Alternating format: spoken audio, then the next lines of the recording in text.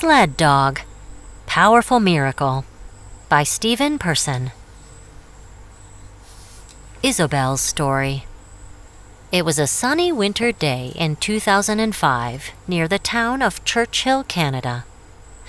A team of dogs was pulling a sled along a snowy trail. They were training for a race. Suddenly, a dog named Isobel began to stagger. Then she stopped and refused to start running again.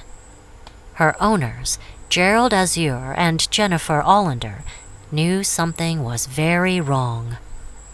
Isobel, on the right, was pulling a sled along a trail like this one when she came to a sudden stop. They rushed Isobel to a veterinarian. The doctor discovered that Isobel had a disease that had caused her to go blind. Isobel's life as a sled dog was over, the doctor said. Gerald and Jennifer took Isobel home and kept her inside. But she did not like her new life. She seemed sad and even stopped eating and drinking. Her owners were afraid that unless they could figure out what was wrong, Isobel would soon die. Sled dog racing is a popular sport today. In short sprints, sled dogs like Isobel can reach speeds of about 28 miles per hour, 45 kilometers per hour. This photo shows Isobel after she went blind. She lost her sight when she was 4 years old. Back on the trail. Finally, Gerald and Jennifer realized that Isobel still wanted to run.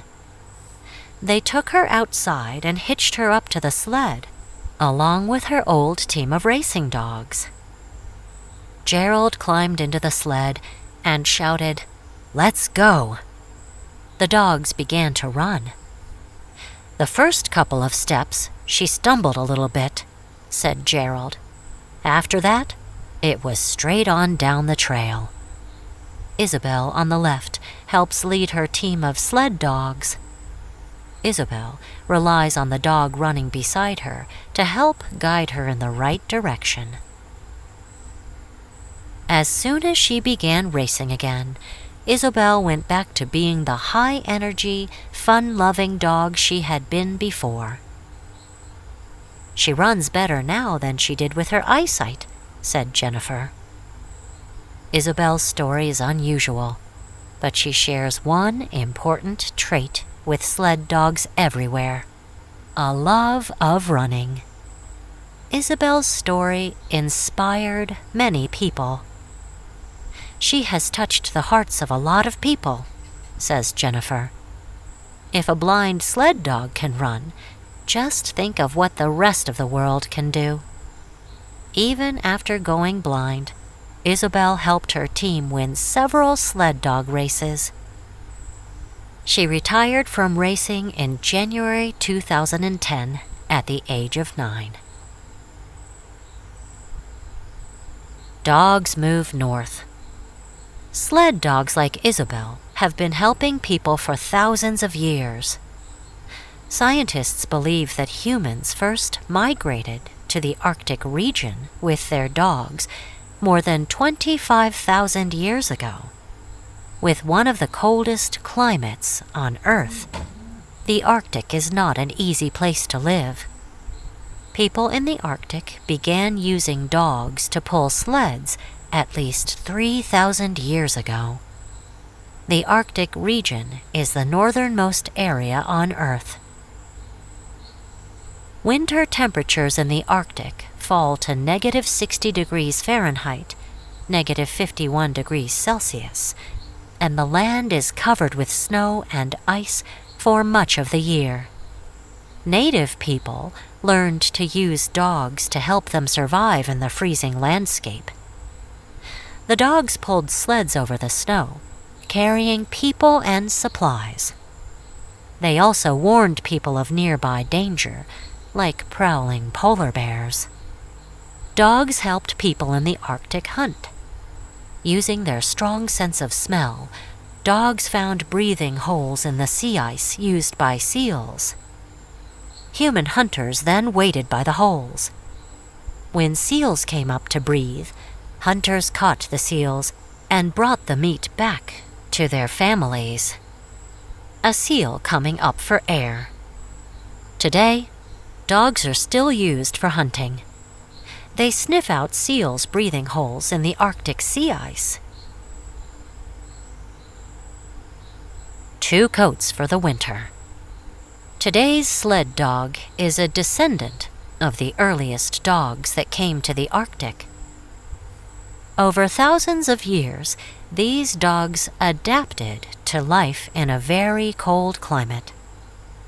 For example, sled dogs have 2 coats of fur, an outer coat and an inner coat. The outer coat is long and shaggy, protecting dogs from the cold and wind. The inner coat is thick and waterproof. This keeps the dog's skin dry, even when it's snowing. Sled dogs have thick pads on the bottoms of their feet, which protect them from being damaged by ice or rocks. In long races, sled dogs wear special booties to give their feet extra protection. The dog's bushy tail also has an important job. When a dog curls up to sleep, it wraps its tail over its nose. As the dog breathes in, the furry tail warms the air. This keeps the dog's lungs from freezing while it sleeps. Sled dogs have large, flat feet. These help the dogs run on soft snow without sinking too much. Their toenails are strong and sharp, which is useful for traveling over ice without slipping. Sled dogs sleep outside year-round in all kinds of weather. Dogs of the Gold Rush. Native people of the Arctic were not the only ones to rely on sled dogs. In the late 1800s, miners found gold in Alaska and northern Canada. Thousands of people raced north with dreams of getting rich. In summer, they reached remote mining camps by riverboat. When the rivers froze in October, however, the only way to travel was by dog sled. During the long Arctic winter, dog sleds were the only way to reach remote mining camps like this one. Dog teams carried supplies to mining camps and returned with gold ready to be shipped south to Banks. Jack London's famous novel The Call of the Wild, 1903, tells the story of a sled dog named Buck. Alaska's sled dog drivers soon established the Iditarod Trail, a 1,150-mile, 1,851-kilometer trail winding from Seward to Nome. Teams of sled dogs carried mail and supplies to towns and mining camps along the trail. A 20-dog team could pull 1,000 pounds, 454 kilograms, of people or goods. It took dog teams about 3 weeks to travel the Iditarod Trail from Seward to Nome. Historians believe that the name Iditarod comes from a Native American word meaning distant place. These sled dogs helped deliver mail in Alaska. Sled dogs to the rescue. In January 1925, sled dogs carried more than mail and supplies. The deadly disease diphtheria was spreading among the children of Nome, Alaska. Without medicine, many would die. But the nearest medicine was in the town of Nenana, 674 miles, 1,085 kilometers away. Planes could not fly safely in the freezing and snowy weather. Only sled dogs could reach the sick children in time. Togo was one of the sled dogs that raced across Alaska. He was famous for his strength, courage, and ability to find the trail, even in fierce snowstorms. This team of sled dogs helped carry medicine to the sick children of Nome. As temperatures fell to -40 degrees Fahrenheit, -40 degrees Celsius, teams of dogs ran night and day toward Nome.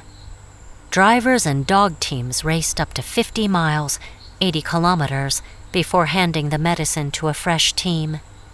Less than 6 days after the first team left Nenana, a dog named Balto led a sled carrying the medicine into Nome. Balto and the other dogs had saved hundreds of lives.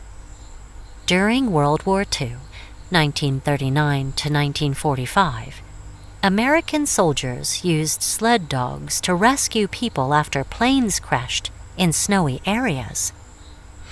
Dogs, drivers, and sleds were parachuted down to the site of the crash. Wounded men were put on the sleds and pulled by the dogs to the nearest town. This statue of Balto can be seen in New York City's Central Park. During World War II, special harnesses like this one were used to attach sled dogs to parachutes. A new race begins. Balto and Togo helped make Alaska's sled dogs famous all over the world. New technology, however, soon started replacing these amazing animals. From the 1920s to the 1940s, airplanes and trucks began carrying mail and supplies across the Arctic. In the 1950s, people also started using snowmobiles in the Arctic. Like dogs, snowmobiles could travel over snowy, roadless areas. Only snowmobiles were even faster. Was this the end of the sled dog? Snowmobiles make it easy to travel quickly in the Arctic. No, because the people of the Arctic loved sled dogs too much to let them disappear. People decided that if sled dogs were no longer needed for travel, they could be used for racing. This led to the rise of the popular sport of sled dog racing. The world's most famous sled dog race, the Iditarod, is held each March in Alaska. Founded in 1973, the Iditarod is a 1,049-mile, 1,688-kilometer race from Anchorage to Nome. Much of the race follows the historic route of the Iditarod Trail. Iditarod racers use teams of up to 16 dogs to pull their sleds. The best dog teams can average about 11 miles per hour, 18 kilometers per hour, over the entire race. Mutts wanted. In races like the Iditarod, the driver is called a musher. Top mushers breed their own sled dogs. The 3 most popular sled dog breeds are the Siberian Husky, the Alaskan Malamute, and the Samoyed. The best sled dogs are often not purebreds, however. They are a mixture of breeds and are often simply called Alaskan Huskies. When it comes to sled dogs, bigger does not mean better. The best racing dogs are about 2 feet, 0.6 meters high at the shoulder and weigh about 50 pounds, 23 kilograms. Larger dogs can be stronger, but they are slower runners. Alaskan Huskies. Sled dogs are bred to be fast and strong, with tough feet. They are very smart and work well as members of a team. Most important of all, the best dogs can't wait to get out on the snow and compete. The dogs must have a love of running and a never-say-die attitude, said champion musher Susan Butcher. Sled dog breeds. Breed: Siberian Husky. Height at shoulder: 20 to 23.5 inches, 51 to 60 centimeters. Weight, 35 to 60 pounds, 16 to 27 kilograms. Traits, strong and fast, great endurance. Alaskan Malamute. Height at shoulder, 23 to 25 inches, 58 to 64 centimeters. Weight, 75 to 85 pounds, 34 to 39 kilograms. Traits, very powerful, able to pull heavy sleds over long distances. Samoyed. Height at shoulder, 19 to 23.5 inches, 48 to 60 centimeters. Weight, 35 to 60 pounds, 16 to 27 kilograms. Traits, tough feet, thick coat, works well in extreme cold. Trainers often mix these breeds, as well as others, to try to breed the best sled dogs. Dogs and mushers. When dogs are just a few months old, some mushers begin training them by having the dogs pull car tires around the yard. At 6 to 8 months, a dog is ready to wear a harness and pull a sled on short runs.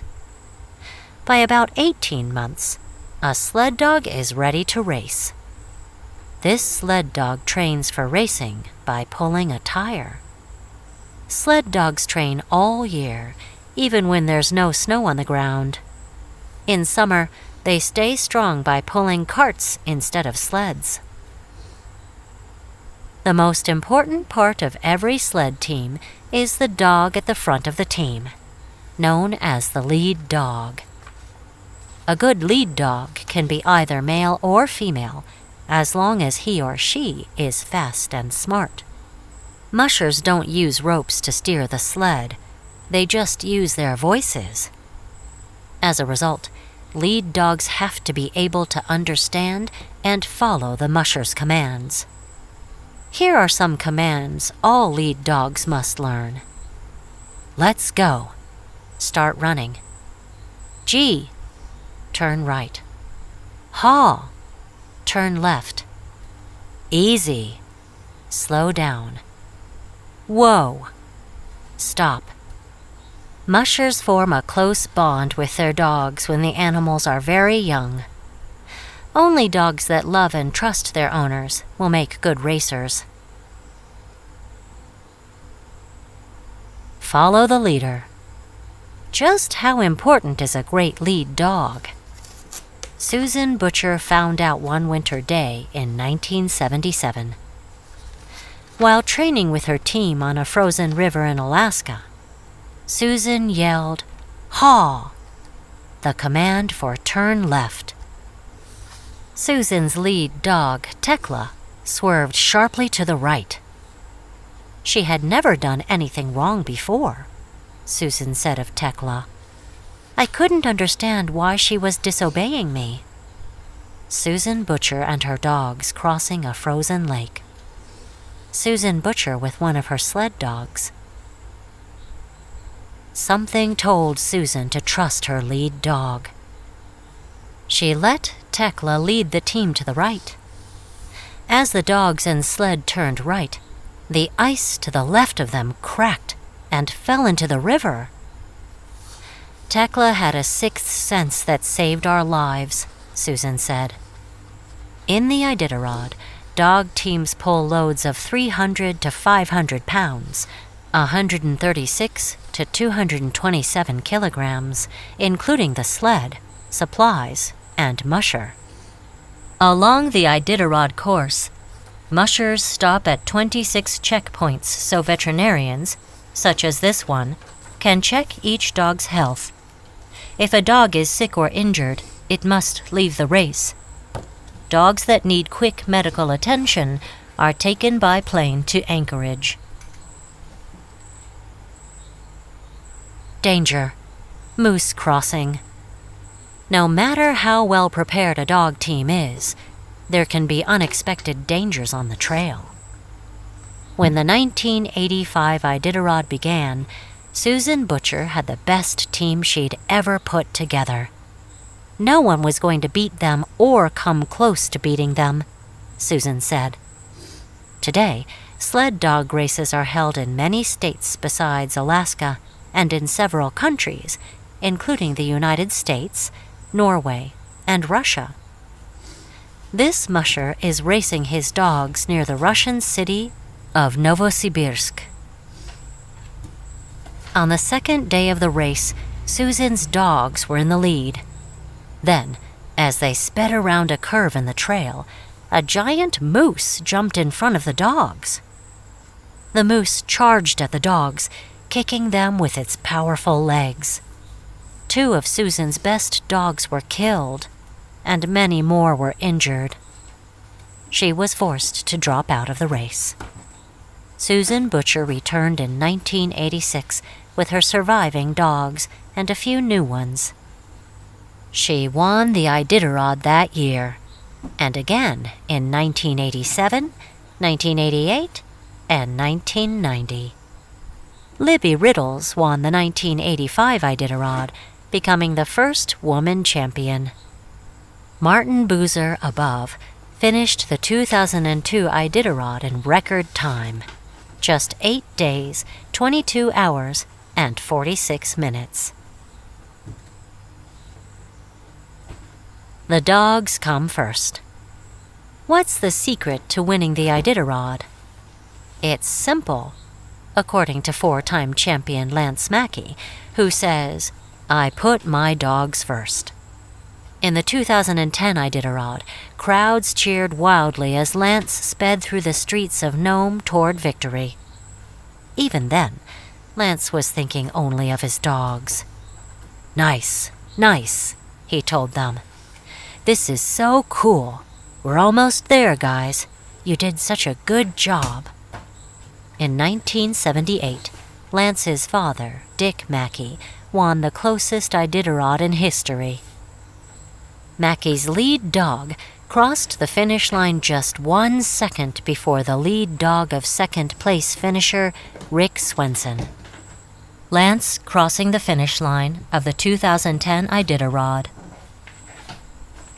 When he's not racing, Lance spends up to 19 hours a day training and caring for his dogs. Mushers get the fame and the prize money, but Lance knows that it's the dogs that win the race. After winning the 2010 Iditarod, Lance hugged each dog in his team, saying, "These are my heroes right here." Lance, with 2 of his dogs, Rev and Maple, that helped him win the 2010 Iditarod.